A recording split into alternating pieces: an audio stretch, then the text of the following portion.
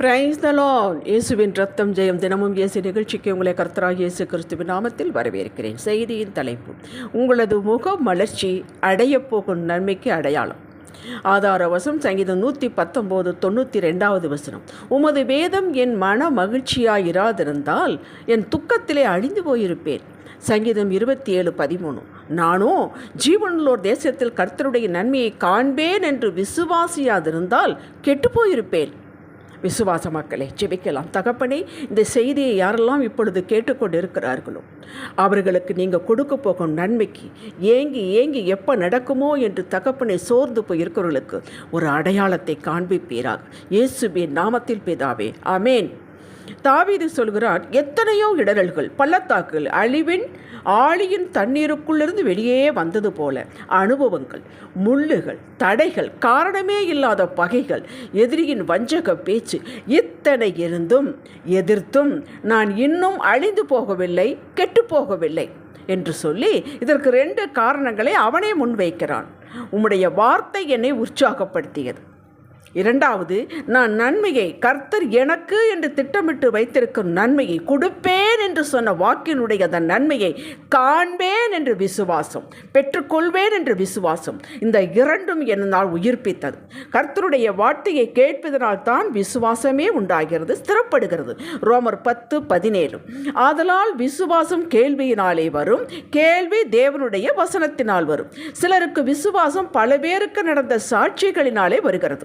இவர்கள் சாட்சிகளையே தேடிக்கொண்டிருப்பார்கள். வேதத்தில் ஏராளமான சாட்சிகள் கொடுக்கப்பட்டிருக்கின்றன. சங்கீதம் 119:1-2 வாசியுங்கள்.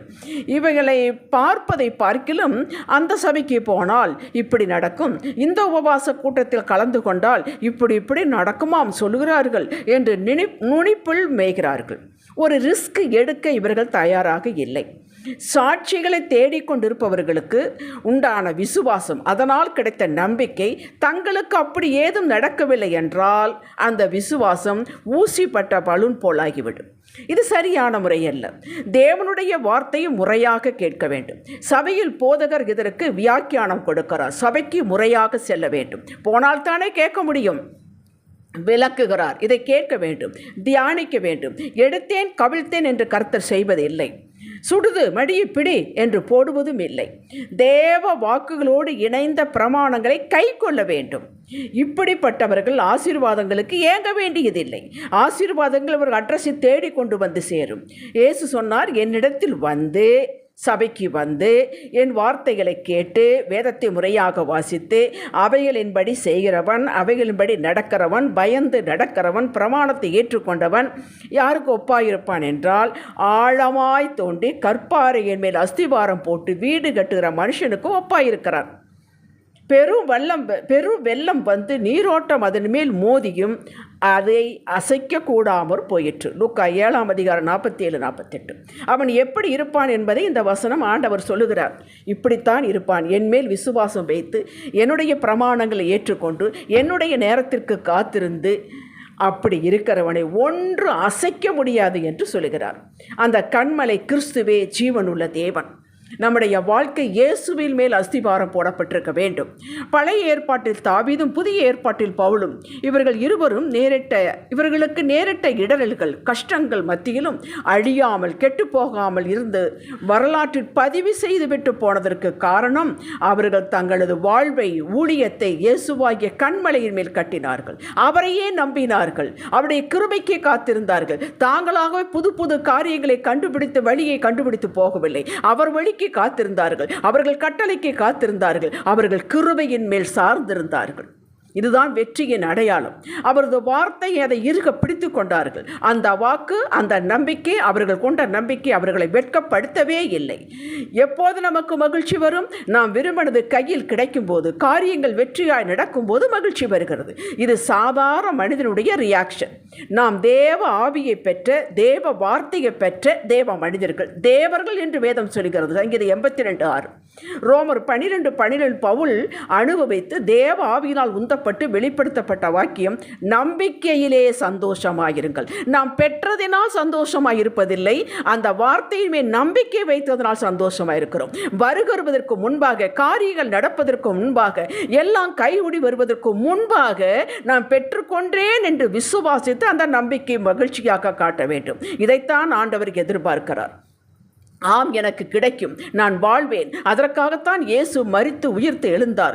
ஆம், எனக்கு வாக்கு கொடுத்திருக்கிறார், அந்த வாக்கின்படி எனக்கு நடக்கும் என்று விசுவாசத்தினால் உண்டாகும் சந்தோஷம். இது ஒரு கிரியை, உங்கள் விசுவாசத்தை காட்டும் கிரியை. வாக்கை விசுவாசிக்கிறோம், மகிழ்ச்சி அடைகிறோம்.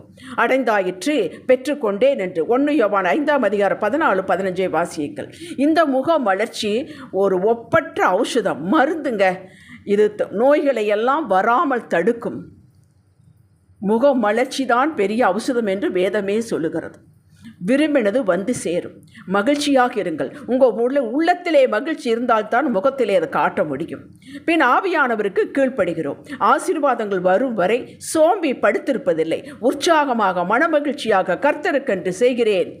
அது வீட்டு வேலையோ, பின் வேலையோ, ஆஃபீஸ் வேலையோ, மேனேஜர் வேலையோ, கம்பெனியோ, எதுவோ அவர் தந்த வேலை என்று செய்து கொண்டிருக்கும் போது அவருடைய நேரத்தின்படி சகலத்தையும் உங்களுக்கு என்று நியமித்திருக்கிறதை செய்து முடிப்பார். அதை ஒருவரும் தடுக்க முடியாது. பிரசங்கி 3:11-14, யோபு 23:14 வாசியுங்கள். அவர் அதன் காலத்தில் நேர்த்தியாக செய்து முடிப்பார். அவர் செய்வது எதுவோ அது நிலை நிற்கும். அந்த ஆசீர்வாதம் நிலை நிற்கும். தாவீது ராஜாவாக அபிஷேகம் பண்ணப்பட்டவன். அவன் அன்றிலிருந்து அதைத்தான் அணிந்து கொண்டான். கர்த்தரை முன்பாக வைத்தான். தன் கரத்தை பிடித்து கொள்ளும்படி வேண்டினான். எல்லாவற்றையும் கடக்க அவர் உதவி செய்தார். அவரது திட்டம் நிறைவேறினது. தாவீது ராஜாவாக சமஸ்த இஸ்ரவேலை 40 ஆண்டுகள் ஆட்சி செய்தார். நானும் நீங்களும் அபிஷேகம் பண்ணப்பட்டவர்கள் தான். ஆவியினால் அபிஷேகம் பண்ணப்பட்டவர்கள். அபிஷேகம் நுகங்களை, எதிரி நம்மேல் வைத்த நுகங்களை முறிக்கும், கட்டுகளை அறுக்கும், கர்த்தருக்கு நேராக வழி நடத்தும். நமக்குள் இருக்கும் ஆவியானவர் தாம் எழுதி வைத்த வார்த்தையின்படிதான் நடத்துவார். தினமும் வேதத்தை முறையாக வாசிக்கிறீர்கள். வார்த்தை உங்கள் இருதயத்தில் இருக்கிறது.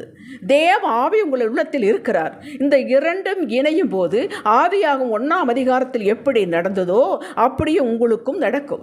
ஆம், நீங்கள் ஜெபத்தில் எவைகளை வாஞ்சித்து கேட்கிறீர்களோ, கட்டளை கொடுக்கிறீர்களோ அப்படியே நடக்கும். பிசாசை இயேசுவே நாமத்தில் சபித்து வெளியேற கட்டளை கொடுப்பீர்கள் என்றால் உங்கள் வார்த்தைக்கு அது கீழ்ப்படியும். இந்த நிலையை நீங்கள் சீக்கிரம் அடைவீர்கள். இதற்கு உங்களுடைய விசுவாசம், அதை வெளிப்படுத்தி கிரியையுமே சார்ந்தது. ஜெபிக்கலாம். தகப்பனே, வேதத்துள்ள பரிசுத்தவான்களைப் போல உமது வார்த்தையில் நாங்கள் நம்பிக்கை வைத்து மகிழ்ச்சியோடு எங்களுக்கு கொடுக்கப்பட்ட வேலையில் கர்த்தருக்கென்று செய்கிறேன் என்ற சிந்தையில் நீங்க எப்படி நேர்த்தியாய் செய்தது போல அப்படியே செய்வோம். அதற்கு உங்களுடைய கிருபை எங்களுக்கு போதுமானது. நீர் உமது கரத்தை எங்கள் மேல் வைத்துள்ளீர். அந்த வல்லமையின் வழக்கரம், நீதி செய்யும் வழக்கரம், பராக்கிரம் செய்யும் வழக்கரம் எங்களுக்கு யாவையும் செய்து முடிக்கும் என்று நாங்கள் அறிக்கை செய்கிறோம். இயேசுவின் நாமத்தில் பிதாவே, ஆமென். ஹல்லேலூயா.